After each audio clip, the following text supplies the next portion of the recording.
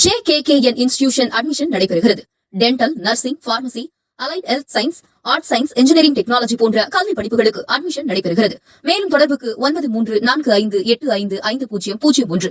அங்க போகலாம், கட்சி தீவுக்கு போகலாம், அந்த சர்ச்சுக்கு போகலாம், அங்க நீங்க பிரார்த்தனை செய்யலாம், எல்லாம் செய்யலாம். ஆனால் அந்த கடலில் மீன் பிடிக்க கூடாது. அதிமுகவும் சரி, திமுகவும் சரி, கட்சி தீவை மீட்பட வேண்டும், கட்சிக்கு திருப்பி வர வேண்டும்னு அவங்களுக்குள்ளேயே ஒரு அரசியல் நடத்திட்டு இருந்தாங்க. ஆனா கட்சி தீவு ஒப்படைப்பதில் கருணாநிதியின் ஒரு ரோல் இருக்குதுங்கிற மேட்டர் இருக்குல்ல, அதை கம்ப்ளீட்டா மறைச்சிட்டாங்க. 6 ஆண்டு காலமாக நம்ம வெளியுறவு அமைச்சர் ஜெய்சங்கர் கொலம்புவில் பலமுறை போயிருக்கிறார். போன போது அங்க இருக்கிற தலைவர்களுடன் பேசியிருக்கிறார். இந்த நம்ம தமிழ் மீனவர்களின் படும் பாடை எப்படியாவது இலங்கை அரசின் ஒப்புதல் பெற்று நம்ம மீனவர்கள் அங்க போறதுக்கு எந்த விதமான தடை இல்லாமல் செய்வதற்கான பேச்சுவார்த்தைகள் நடந்து கொண்டிருக்கிறது.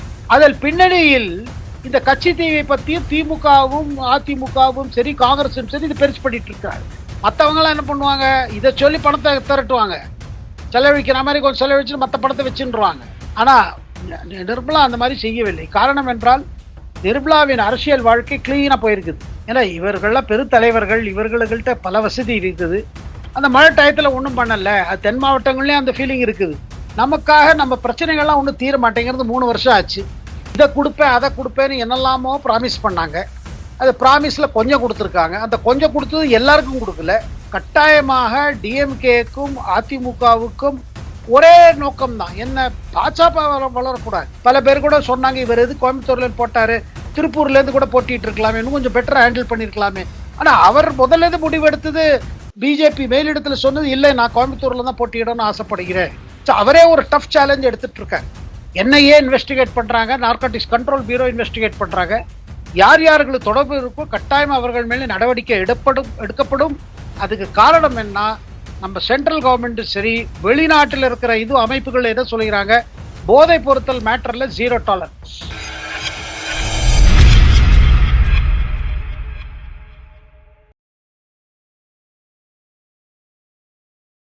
நேட்டிவ் பிளஸ் நேயர்களுக்கு வணக்கம். நீ நம்மோட இணைஞ்சிருக்க மூத்த பத்திரிகையாளர் சேகர் ஐயர் சார். வணக்கம். வணக்கம். அரசியல் ரொம்ப சூடா போயிட்டு இருக்கு. தேர்தலும் நெருங்கிக்கிட்டே வருது.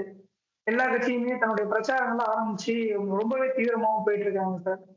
இந்த மாதிரி நேரத்துல இந்த கச்சத்தீவு இஷ்யூ கிட்டத்தட்ட முடிஞ்சு போச்சு அப்படிங்கிற மாதிரி எல்லாம் சொல்றாங்க. அந்த இஷ்யூ இப்ப பாஜக கையில எடுத்திருக்கு. மறுபடியும் கச்சத்தீவு இந்தியாவோட சேர்க்கணும், அது குற்றம் பண்ணது 2 கட்சிகள் அப்படிங்கிற மாதிரிலாம் பாஜக மாநிலத்தில் அண்ணாமலை அவர்களும் சொல்லியிருக்காங்க, ஜெய்சங்கர் அவர்களும் பிரஸ் மீட் கொடுக்காதேன்னு சொல்லியிருக்காங்க. இதுல உண்மையில என்ன நடந்துச்சு? அதாவது கட்சித்தீவு ஏன் இலங்கைக்கு ஒப்படைக்கப்பட்டது, இந்த ஒப்படைப்புல யார் ஒற்றுமையா இருந்தார்கள், அதாவது முடிவெடுத்தது இந்திரா காந்தி பிரதமராக இருந்தபோது எடுத்த முடிவு. 74ல் கொலம்போவுடன் ஒரு ஒப்பந்தம், 76ல் இன்னொரு ஒப்பந்தம். இந்த ஒப்பந்தங்கள்லாம் இருக்கும் பொழுது கலைஞர் கருணாநிதி முதல்வராக இருந்தார், தமிழ்நாடு முதல்வராக இருந்தார். இந்திரா காந்தியோட நல்ல உறவு வைக்க வேண்டும், நல்ல அரசியல் உறவு வைக்க வேண்டும் என்று அந்த காலகட்டத்தில் இதை பற்றி ஒன்றும் ஜாஸ்தி இதை பண்ணாமல் ஒப்புதல் கொடுத்துட்டார். அந்த ஒப்புதல் கொடுத்த பிறகு பார்த்தீங்கன்னா அந்த காலத்திலேயே டிஎம்கேக்குள்ளேயே ஒரு இதுக்கு எதிர்ப்பு இருந்தது. இழாச்செழியன் போல தலைவர்கள் இதை பற்றி இது பண்ணார்கள். ஆனால் கலைஞர் அந்த நேரத்தில் பார்த்தீங்கன்னா அவர் மௌனம் சாதித்தார். ஏன்னா இந்திரா காந்தியுடன் நல்ல உறவு வைக்க வேண்டும் என்று. பிறகு பார்த்தீங்கன்னா எதிர்ப்பு தெரிவிச்சாங்க. இழாச்செழியன் போல தலைவர்கள்லாம் ரொம்ப எதிர்ப்பு தெரிவிச்சாங்க. இல்ல அந்த டயத்துல, அப்ப அதாவது நான் சொல்வது 74 76ல. அதுக்கு பிறகு 91ல என்ன ஆகுதுன்னா, உங்களுக்கு இதுல பாருங்க, 83ல இருந்து இலங்கையில் போர் துவங்குகிறது. ஈழத்தமிழர் பிரச்சனை வச்சுட்டு போர் நடக்குது. அந்த போர் நடக்கும்போது பாத்தீங்கன்னா என்னன்னா, அந்த டயத்துல மீனவர்களுக்கு அங்க போய் மீன் பிடிப்பது ஒரு பாதிப்பு ஏற்படுது. அதுல இன்னொரு விஷயம் என்னன்னா, அந்த போர் இருக்கிற வரையில், அதாவது 2009ல் அந்த போர் முடிவடைகிறது. நம்ம ஈழத்தலைவர் பிரபாகரன் கொலை செய்யப்படுகிறார். அதுக்கு பிறகு ஒரு விதமாக போர் முடிகிறது. போர் முடிந்த பிறகு மீண்டும் மீனவர்கள் கடலில் போகும்போது அங்க வரும்போது பிரச்சனை வருகிறது. இலங்கையர் இராணுவம், இலங்கையரின் நேவி இருக்கு பாருங்க, கடற்படை, அவர்கள் இவர்களை சொல்கிறார்கள், நீங்கள் வர முடியாது, காரணம் இந்த ஒப்பந்தம். அந்த ஒப்பந்தத்துல என்ன இருந்ததுன்னா, நீங்க வேணும்னா கோவிலுக்கு, அதாவது அங்க அந்த கச்சத்தீவுல ஒரு சர்ச் இருக்குது. செயின்ட் ஆண்டனி சர்ச்சுன்னு. அதுல வருடத்துக்கு ஒரு முறை 2, 3 நாள் அந்த இடத்துல ஒரு விழா இருக்குது. அந்த விழால கலந்துக்கிறதுக்கு யார் வேணா போலாம். ஆனா, இந்தியாவிலிருந்து மீனவர்கள் அந்த இடத்துக்கு போலாம். விழால கலந்து கொள்ள போலாம். அதுக்கு விசா தேவையில்ல.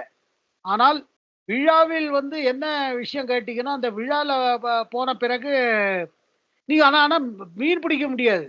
நீங்க போலாங்க, இலவசமா ஓய்வு எடுக்கலாம். உங்க அந்த வலையெல்லாம் இருக்கு பாருங்க, அதெல்லாம் காயெல்லாம் வச்சுக்கலாம். ஆனா அங்க மீன் பிடிக்கக்கூடாது. இது நம்ம தமிழ் மீனவர்களுக்கு இது புரியவில்லை. அங்க போலாம், கச்சத்தீவுக்கு போலாம், அந்த சர்ச்சுக்கு போலாம். அங்க நீங்க பிரார்த்தனை செய்யலாம், எல்லாம் செய்யலாம். ஆனால் அந்த கடலில் மீன் பிடிக்கக்கூடாது. அது 76 ஒப்பந்தத்தில் வந்தது. அதுக்கு பிறகு பார்த்தீங்கன்னா 2 கட்சி, அதிமுகவும் சரி, திமுகவும் சரி, கச்சத்தீவை மீட்பட வேண்டும், கச்சத்தீவுக்கு திருப்பி வர வேண்டும்னு அவங்களுக்குள்ளேயே ஒரு அரசியல் நடத்திட்டு இருந்தாங்க. கச்சத்தீவினால் தான் நம்ம மீனவர்கள் அவதிப்படுகிறார்கள். அவரை பிடித்து செல்லிக் கொண்டு போகிறார்கள். ஆனா கச்சத்தீவு ஒப்படைப்பதில் கருணாநிதியின் ஒரு ஒரு ரோல் இருக்குதுங்கிற மேட்டர் இருக்குல்ல, அத கம்ப்ளீட்டா மறைச்சுட்டாங்க. இப்ப கடந்த 10 ஆண்டு காலம் நீங்க என்ன பார்த்தீங்கன்னா, பாராளுமன்றத்திலும் சரி, வெளியிலும் சரி, திருப்பி திருப்பி கேட்பது என்ன? 10 ஆண்டு காலத்தில் மோடி அரசு என்ன செய்தார்? மோடி ஏன் அதை திருப்பி பெறவில்லை? இப்ப மார்ச் மாதத்தில் கூட நம்ம முதல்வர் ஸ்டாலின் கடிதம் எழுதியிருக்கிறார். அதாவது கச்சத்தீவுக்கு காரணம் பிஜேபி அரசு தான். அதை எக்ஸ்போஸ் பண்றதுக்காக தான் இந்த ஆர்டிஐ வெளியிடப்பட்டது. நம்ம அண்ணாமலை ஆர்டிஐ போட்டு கேட்டார், இதுல பின்னணி என்ன? அந்த பின்னணி பார்க்கும் பொழுது என்னன்னா, கருணாநிதியே அதுக்கு ஒப்புதல் குடுத்திருக்காரு. அதாவது பிரதமர் என்ன சொன்னாரு பார்லிமென்ட்ல ஒரு தரம், திருப்பி திருப்பி என்ன கேட்கிறீங்க, எப்ப கச்சத்தீவு திருப்பி பெறுவீன்னு. அத பத்தி நீங்க ஒண்ணும் சொல்றது இல்ல. அத குடுத்ததே நீங்க தானே. நீங்களே குடுக்கறத குடுத்துட்டு இப்ப என்ன என்ன இது பண்றீங்க? என்ன பண்ண போறீங்க? என்ன பண்ண போறீங்க? ஆனா உண்மை என்ன என்றால், பிரபாகரன், கடந்த ஒரு ஆண்டு காலமாக, சொல்லப்போனால் 6 ஆண்டு காலமாக நம்ப வெளியுறவு அமைச்சர் ஜெய்சங்கர் கொலம்புவில் பலமுறை போயிருக்கிறார். போனபோது அங்க இருக்கிற தலைவர்களுடன் பேசியிருக்கிறார். இந்த நம்ம தமிழ் மீனவர்களின் படும் பாடை பத்தி. ஏன்னா அங்க கடல்ல போன பிறகு எது இலங்கையின் எல்லை, எது இந்தியாவின் எல்லைங்கிறது சரியா தெரியாது. இவங்க போன உடனே அவங்க பிடிக்கிறாங்க. அப்புறம் இவங்க படகுல சின்ன படகு, ஒரு சின்ன மோட்டார் இருக்கும். அத மத்திய அரசே சொல்லிட்டு இருக்காங்க. நீங்க பெரிய படகு வாங்குங்க, அதுக்கு பணம் வாங்கிக்கங்க, பெரிய மோட்டார்லாம் போடுங்க. போட்டு இன்னும் கடல்ல ஆழமா போய் நீங்க மீன் பிடிங்கன்னு. பட் இப்போ ஒரு பேச்சுவார்த்தை நடந்துட்டு இருக்கு. இது வெளியில இப்போதைக்கு சொல்வதற்கு இல்லை. காரணம் என்றால், இதுல ஒரு பேக் சேனல் டாக்ஸ்ம்பாங்க நடந்துட்டு இருக்கு.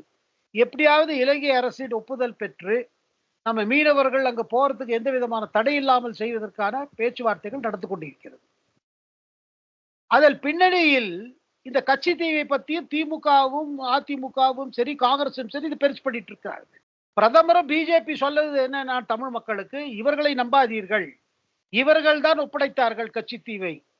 இப்போது நம்மளை திருப்பி கேள்வி கேட்கிறாள். ஏதோ நாம தான் அதை ஒப்படைத்தோம் மாதிரி. நாங்க அப்ப ஆட்சியிலே கிடையாது.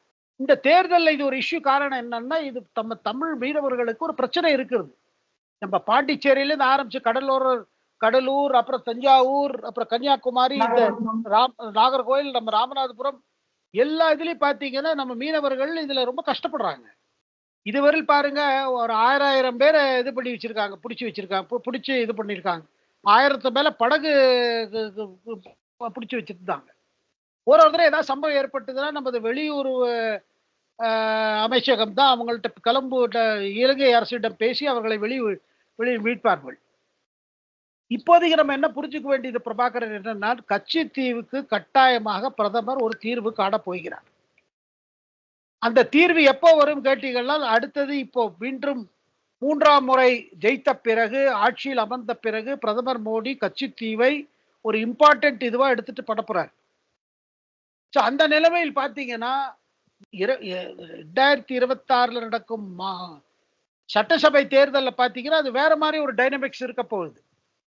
அந்த டைனமிக்ஸ்ல பாத்தீங்கன்னா, பிஜேபி கச்சத்தீவு மீண்டும் தமிழ்நாடு மீனவர்களுக்கு போறதுக்கான ஒரு அரேஞ்ச்மெண்ட்ஸ் ஆயிடுச்சு வச்சுக்கோங்க. அப்போ பிஜேபிக்கு அது ஒரு பெரிய அட்வான்டேஜ் தமிழ்நாடு சட்டசபையில, அத தேர்தல் முன்னாடி.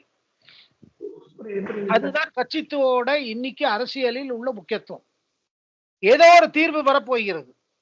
அந்த தீர்வுக்காக பிரதமர் வேலை செய்து கொண்டிருக்கிறார்.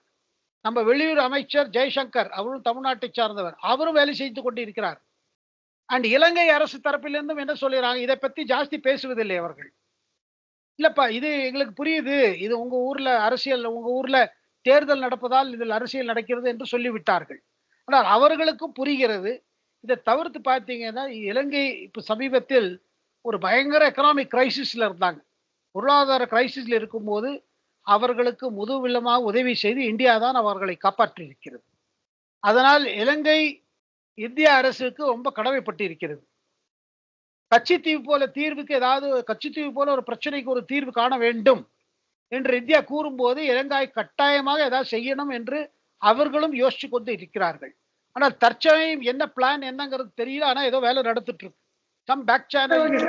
இந்தியா கூட கடமைப்பட்டிருக்கு, இந்தியாவுக்கு கடமைப்பட்டிருக்குன்னு சொல்றீங்க. அதே நேரத்துல இலங்கை அரசு சீனா கிட்ட வந்து சிறைப்பட்டிருக்கு அப்படிங்கிற மாதிரி கூட சொல்லி இதை கொடுக்கறதுக்கு கொஞ்சம் தயங்கலாம்ல? இல்லைங்க, அது தயங்கலாம். ஆனா ஒண்ணு பாருங்க, பிரதமர் மோடி வந்து பாத்தீங்கன்னா அவர் வந்து ஹெல்ப் பண்ணுவாரு. திருப்பி அவர் எப்படி இலங்கைகிட்ட பேசி இது பண்றோங்கிறத அவர் பண்ணிட்டு இருக்காரு. ஆனா இப்ப அது ஒண்ணும் அதை பத்தி ஒண்ணும் வெளியில விடுறது இல்ல. ஆனால் நம்ம தமிழ்நாட்டில் இருக்கிற அரசியல் கட்சிகள் புரிந்து கொண்டு விட்டார்கள். எப்போது பிரதமர் இந்த இஷ்யூவை ஹைலைட் பண்ணியிருக்கிறோ கட்டாயமாக ஒரு தீர்வு வரப்போறது. அது இப்போதைக்கு வராது. 26 தேர்தலுக்கு முன்பு இந்த பிரச்சனை ஒரு விதமாக இது ஒரு சால்வ் ஆயிடும் தான் எல்லாரும் சொல்றாங்க. அந்த நேரத்தில் இவர்களுக்கு கிரெடிட் கிடைக்காது. நம்ம டிஎம்கேக்கு சப்போர்ட் செய்யற கட்சிகளுக்கும். ஏன்னா அவர்கள் இப்போ செய்வது என்ன, திருப்பி திருப்பி பிரதமர் மோடியை கேள்வி கேட்கிறார்கள். இப்ப பாருங்க என்ன சொல்றாங்க, பிஜேபி இதை கலப்பியிருக்க கூடாது, இது வெளியுறவு மேட்டரு, இந்த டயத்துல கலப்பினா 2 நாடுக்கு மத்தியில் உள்ள உறவு பாதிக்கப்படும். அப்படி இருந்ததுன்னா டிஎம்கே தொடர்ந்து கட்சித்தீவை பத்தி பேசிட்டு இருக்காங்க. தேர்தல் நேரத்துல பேசுறதுக்கான காரணம் என்ன சார் அப்படி பார்த்தாலும்? அல்ல அதான் பாருங்க, தேர்தல் வர நேரத்துல இதை பத்தி பேசுறாங்க, கட்சித்தீவை மீட்ட வேண்டும் சொல்றாங்க. ஆனா கூடவே என்ன பண்றாங்க, பழிய போடுறாங்க பிரதமர் மோடி மீதும் பிஜேபி மீதும், நீங்கள் ஒன்று செல்லவில்லை என்று, ஒண்ணுமே செய்யல, நீங்க ஃபெயில் ஆயிட்டீங்கன்னு. அதை இது பண்றதுக்கு, எக்ஸ்போஸ் பண்றதுக்கு தான் இது மேட்டர் வெளில வந்திருக்கு. இங்க இது வந்து அவரே சொன்னாரு, ஜெய்சங்கர் என்ன சொன்னாரு, பாருங்க இது பின்னணியில் இருந்தது யாரு, இதை மறைத்து வைத்தது யாரு, ஒப்பந்தம் எப்படி செய்யப்பட்டது, அந்த ஒப்பந்தத்துக்கு ஒப்பந்தம் கொடுத்தது யார், அப்படி பார்க்க போனோம்னா நம்ம கலைஞரோட பீரியட் வந்துடுறது இல்லை. கலைஞருக்கும் இந்திரா காந்திக்கு இருந்த ஒரு நட்பு மேட்டரும் வந்துடுறது. அதை எக்ஸ்போஸ் பண்ணணும் தான் இந்த பிஜேபி இது பண்ணியிருக்காங்க. அதனால்தான் கட்சித்தீவுக்கு இந்த தேர்தலில் ஒரு பெரிய மேட்டர் ஆயிருக்கு. சரி, ஓகே சார். அப்ப கட்சித்தீவு வந்து மீட்கப்படும் அப்படின்னா கிட்டத்தட்ட இந்த நேரத்துல அதை கொண்டு வந்து ஜெய்சங்கர் அவர்கள் சொல்லிட்டாங்க, இது வந்து கண்டிப்பா மீட்கிறதுக்கான வாய்ப்புகள் அதிகமா இருக்கு அப்படின்னா பிரஸ் மீட்லயே சொல்லிட்டாங்க. அதே நேரத்துல இப்ப வந்து அண்ணாமலை அவர்கள் கையில எடுத்துட்டாங்க. இது வந்து எலெக்ஷன் ரிஃப்ளெக்ட் ஆகும் நீங்க நினைக்கிறீங்களா சார்? எலெக்ஷன் ரிஃப்ளெக்ட் இல்லைன்னா அந்த மீனவர் குடும்பங்கள் புரிஞ்சுப்பாங்கல்ல மேட்டரை. யார் அவர்களுக்காக செயல்படுகிறார்கள், யார் அவர்களை கைவிட்டார்கள், முதல் கைவிட்டவர்கள் யார், அதை அவங்க புரிஞ்சுக்கணும்ல.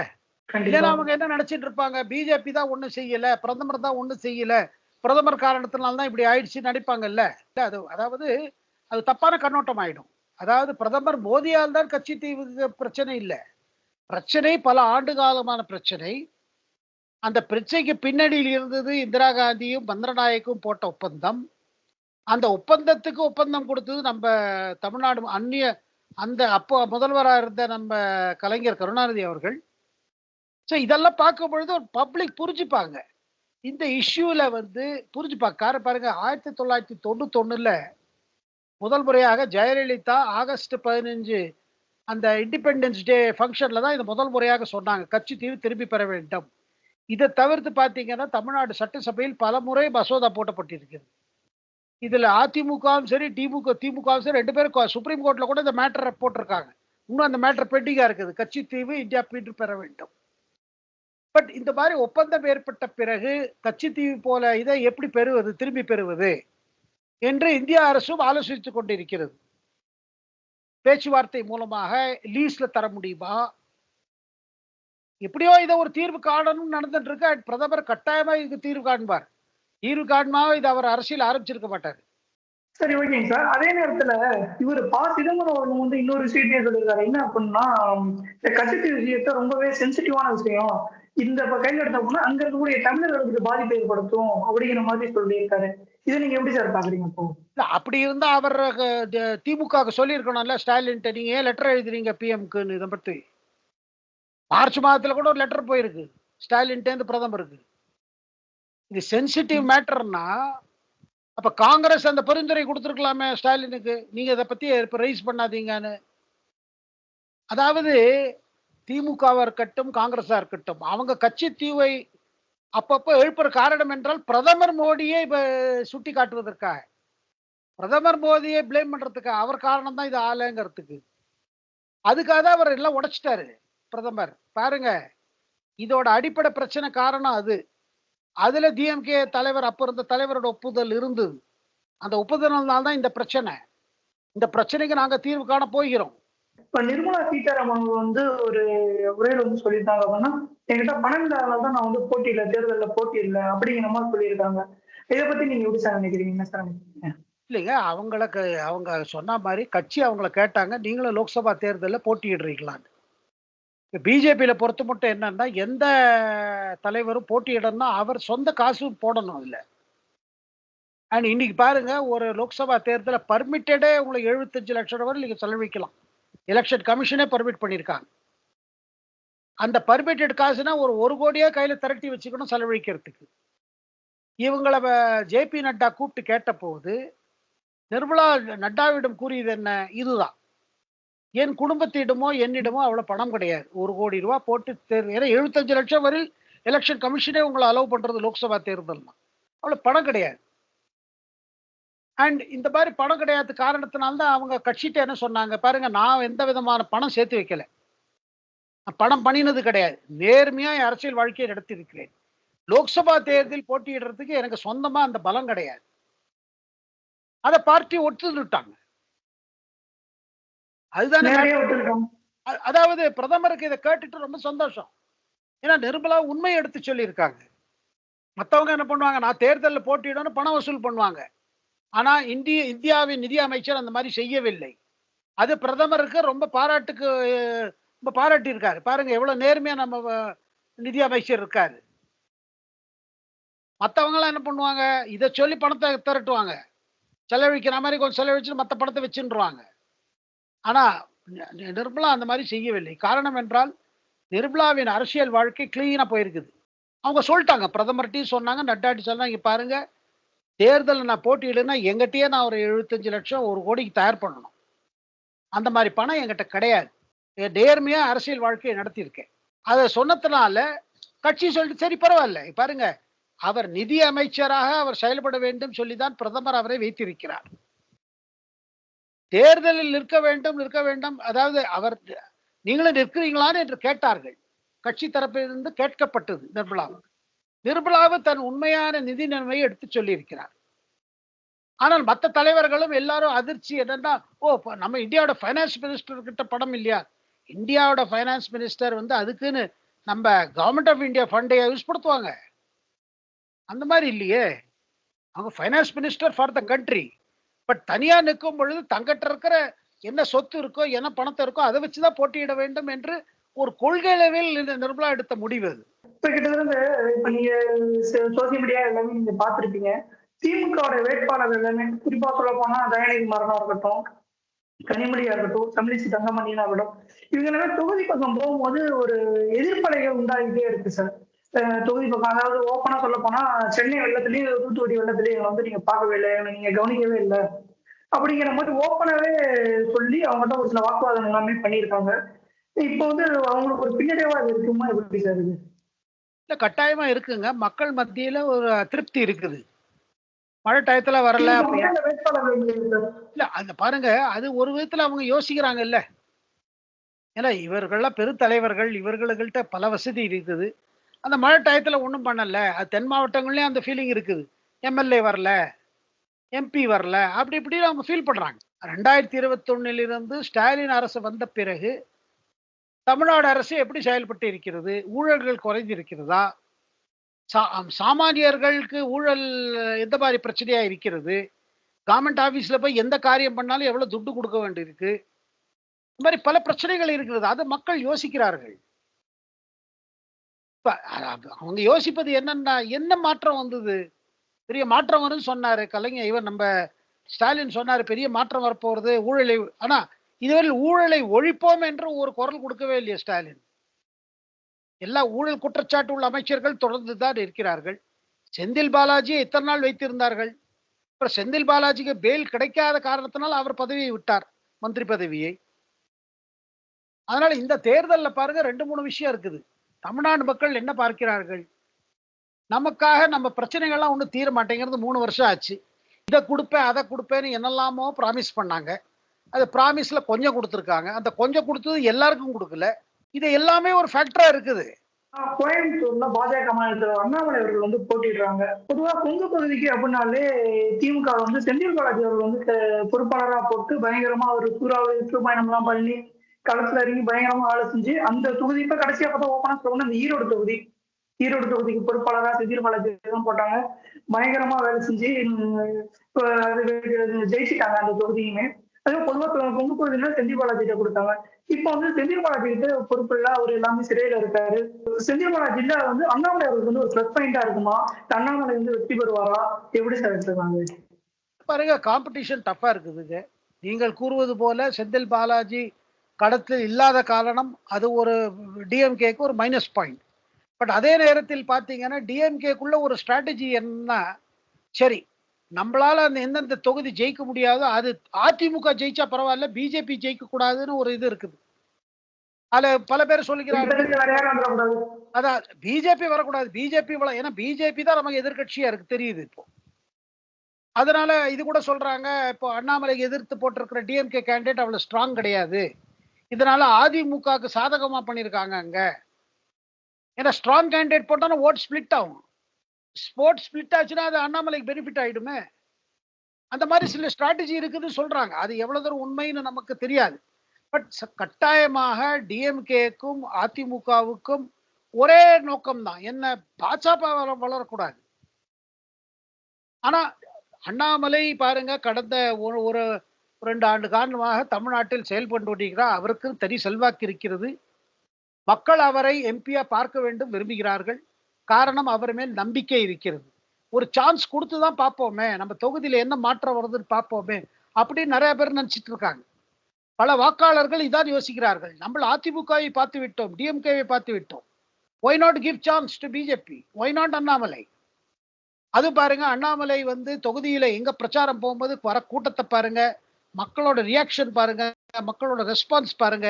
இதெல்லாம் பார்த்தீங்கன்னா Annamalai is giving a very good fight கோயம்புத்தூர்ல, அதுல சந்தேகமே கிடையாது. மற்றபடி எந்த மாதிரி கணக்கு எப்படி வருதுன்னு பாக்குறோம். ஆனா இட்ஸ் a tough fight. இது அண்ணாமலைக்கு தெரியும். அண்ணாமலைக்கும் கோயம்புத்தூர் பாருங்க, பல பேர் கூட சொன்னாங்க இவர் எது கோயம்புத்தூர்ல போட்டாரு, திருப்பூர்ல இருந்து கூட போட்டிட்டு இருக்கலாமே, இன்னும் கொஞ்சம் பெட்டரா ஹேண்டில் பண்ணிருக்கலாமே. ஆனா அவர் முதல்ல இருந்து முடிவு எடுத்தது, பிஜேபி மேலிடத்துல சொன்னது இல்லை நான் கோயம்புத்தூர்ல தான் போட்டியிடணும்னு ஆசைப்படுகிறேன். அவரே ஒரு டஃப் சேலஞ்ச் எடுத்துட்டு இருக்காரு.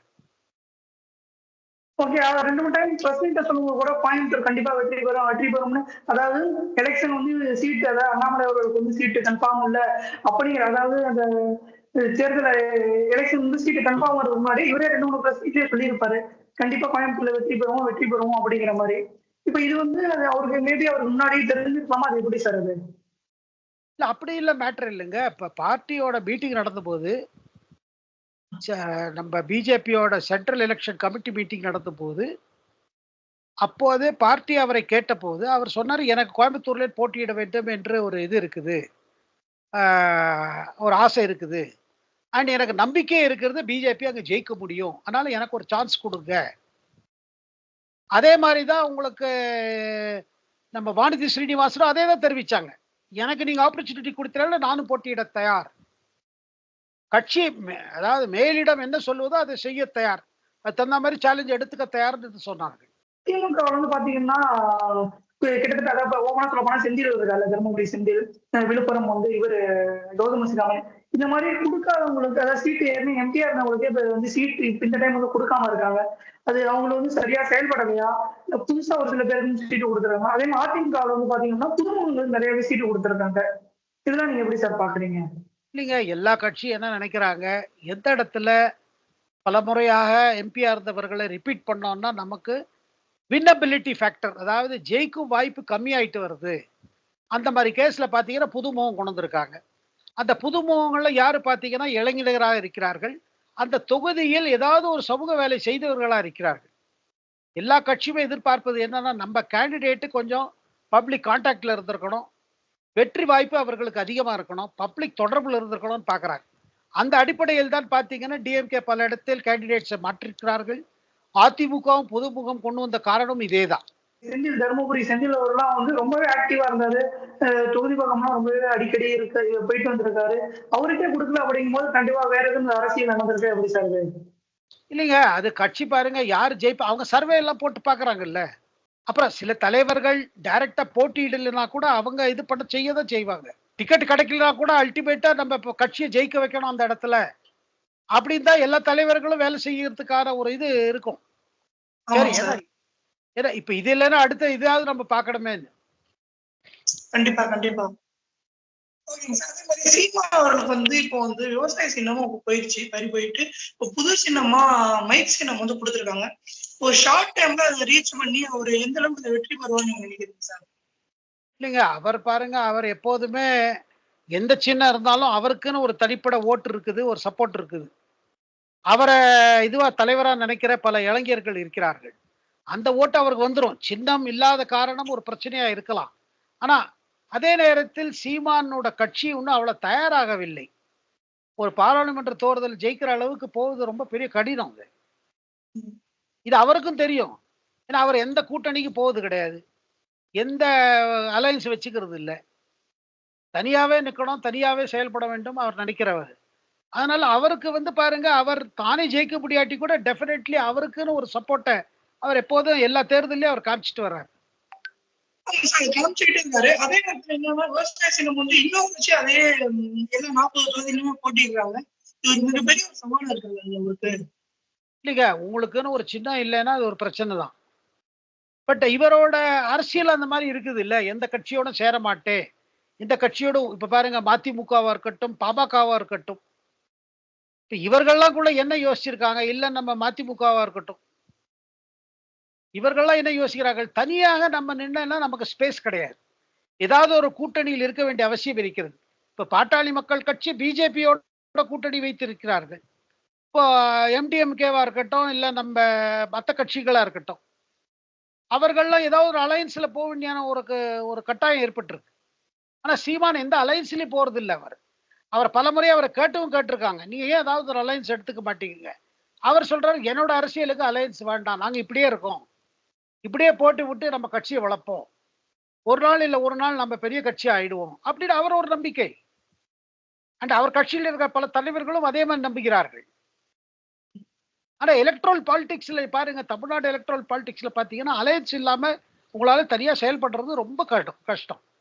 தமிழ்நாடு மட்டுமா இல்ல நேஷனல் லெவல்லயும் அப்படி இருக்கா சார்? இல்லைங்க. ரொம்ப சின்ன கட்சி உத்தரப்பிரதேசத்துல பாருங்க, பீகார்ல பாருங்க. 1, 2 தொகுதியில ஒரு 4, 5 தொகுதியில இருந்தானே நீங்க அலையன்ஸ் இல்லன்னா என்ன பண்ணேன்னா அடிபட்டு போயிடுவீங்க. ஒரு பெரிய கூட்டணி இப்ப தேவைப்படுகிறது. அது பாராளுமன்ற தேர்தல்னா அதுக்கு அதிகமா.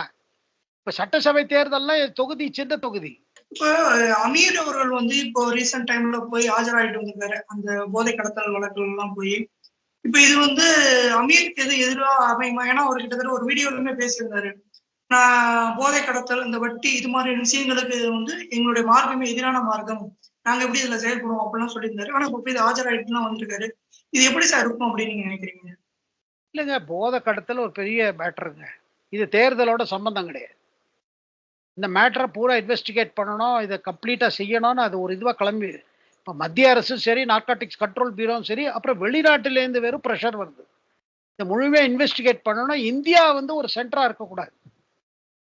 அதனால இது மேல ஆக்ஷன் தொடர்ந்து நடக்கும். யாருக்கு எதிர்த்து ஆதாரம் இருக்கிறதோ அவர்களை கட்டாயமாக கைது செய்வார்கள். அதுவரையில் தொடர்ந்து விசாரணை நடந்து கொண்டு தான் இருக்கும். ஓகே. ஏன்னா இது வந்து அமீர் அவர்கள் வந்து தொடர்பு இருக்குமா இருக்காதா சார் இது அவருக்கு? ஏன்னா அவரு கிட்டத்தட்ட அவர் கூட ரொம்ப நாளா க்ளோஸ்ல இருந்திருக்காரு. ரிலேட்டிவ் கூட தகவல் எல்லாம் வருது சோசியல் மீடியாவுல. இது அவருக்கு இந்த பிசினஸ்க்கும் அவருக்கும் தொடர்பு இருக்குமா இருக்காதா சார்? இல்லைங்க பாருங்க, அவரை கூப்பிட்டு விசாரணை செய்கிறார்கள் என்றால் ஏதோ ஒரு ஆதாரத்தின் அடிப்படையில் தான் செய்கிறார்கள். சரி நம்ம அவர்களுக்கு அவர் தொடர்பு இருக்கும், இல்லை நம்ம அடிச்சு போட்டு சொல்லக்கூடிய பொசிஷன்ல நம்ம இல்ல. என்ஐஏ இன்வெஸ்டிகேட் பண்றாங்க. நார்காட்டிக்ஸ் கண்ட்ரோல் பியூரோ இன்வெஸ்டிகேட் பண்றாங்க. யார் யார்களுக்கு தொடர்பு இருக்கோ கட்டாயம் அவர்கள் மேலே நடவடிக்கை எடுக்கப்படும். அதுக்கு காரணம் என்ன, நம்ம சென்ட்ரல் கவர்மெண்ட் சரி, வெளிநாட்டில் இருக்கிற இது அமைப்புகள் என்ன சொல்லுகிறாங்க, போதை பொருத்தல் மேட்டர்ல 0 டாலரன்ஸ். ஓகேங்க சார். இப்ப சமீபத்துல கெஜ்ரிவால், அதாவது டெல்லி முதல்வர் கெஜ்ரிவால் அவர்கள் வந்து கைது செய்யப்பட்டிருக்காரு. இப்ப சிறையிலுமே இருக்காரு. இது வந்து ஆம் ஆத்மிக்கு வந்து டெல்லி அரசியல்ல மிகப்பெரிய ஒரு திருப்பமா இருக்குமா? அப்படி எப்படி சார் இருக்கும் அது? இல்லைங்க, கேஜ்ரிவால் தானே தன்னோட அரெஸ்ட்டை டிலே பண்ணிட்டே போனாரு. அது முன்னாடியே போய் ஆஜராகி இந்த மேட்டர் அப்பவே முடிச்சிருக்கலாம், அக்டோபர் நவம்பர்லயே. அவர் தேர்தல் வரை கொண்டு வந்து நம்ம பிடிக்க மாட்டாங்கன்னு ஒரு தைரியத்தில் இருந்தார். ஆனா கோர்ட்ல இருந்து அவருக்கு ரிலீஃப் கிடைக்கல, டெல்லி ஹைகோர்ட்ல ரிலீஃப் கிடைக்கல. அதை பிடித்த பிறகு என்ன நினைக்கிறாங்க ஆம் ஆத்மி பார்ட்டி, இவரை பிடித்ததனால் மக்கள் மத்தியில இவருக்காக ஒரு அனுதாபம் இருக்கும், ஒரு சிம்பத்தி இருக்கும். அந்த சிம்பத்தியே அவளுக்கு தெரியல இப்போ. அதனால இந்த மேட்டரை பத்தியே இப்ப இது பண்ணிட்டு இருக்காங்க. அவர் என்னடானா பதவி விட தயாரா இல்ல, வேற எந்த தலைவருக்கும் தர தயாரா இல்ல. கொடுத்தா தன் மனைவி சுனிதா கேஜ்ரிவால் தான் எடுத்துக்கணும்னு அவர் ஆசைப்படுறாரு. ஆனா கட்சிக்குள்ள பாருங்க ஒரு குழப்பம் இருக்குது. உங்களுடைய நேரத்தை ஒதுக்கி எங்களுக்காக கொடுத்திருக்கீங்க. ரொம்ப நன்றிங்க சார். வணக்கம். JKKN இன்ஸ்டிடியூஷன் அட்மிஷன் நடைபெறுகிறது. Dental, nursing, pharmacy, allied health science, arts science, engineering technology போன்ற கல்வி படிப்புகளுக்கு அட்மிஷன் நடைபெறுகிறது. மேலும் தொடர்புக்கு 9345855001.